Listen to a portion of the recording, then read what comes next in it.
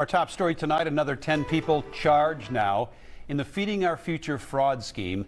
That's already in addition to the 50 charged last fall. Authorities say hundreds of millions of dollars were taken for food during the pandemic, but the meals were never served to kids. Fox 9's Rob Olson continues to report on this developing story tonight. Rob?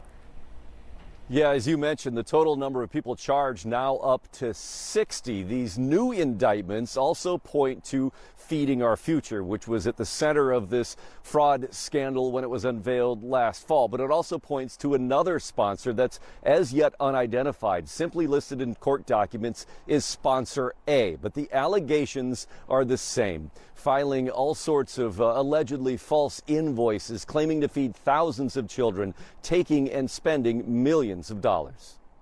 These defendants, just like the first 50 announced last fall, falsely claimed to be feeding thousands of children a day. U.S. Attorney Andy Lugar announcing charges against 10 more people accused of defrauding the federal meal program for children. The charges vary against each, but they include wire fraud, conspiracy, money laundering, and bribery. One defendant put down about $250,000 on an aircraft to be delivered to Kenya on his behalf. Last September, when the initial indictments were announced, the alleged fraud totaled approximately $250 million. These new indictments add up to nearly $40 million more. They detail a long list of purchases made through shell companies for the alleged laundering.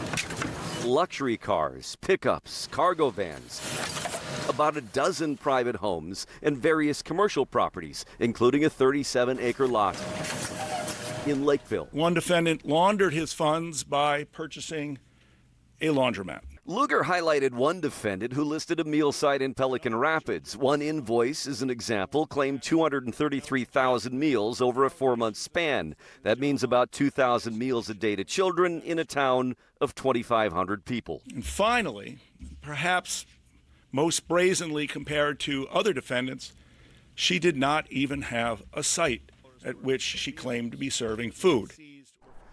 3 of the people indicted were charged by what's known as information indictment. That means that they are expected to plead guilty in this case. Prior to this, there have been 6 others that have pled guilty out of the initial indictments, but Lugar would not comment on if any or how many people might be cooperating with the investigation. He simply said they're not done yet.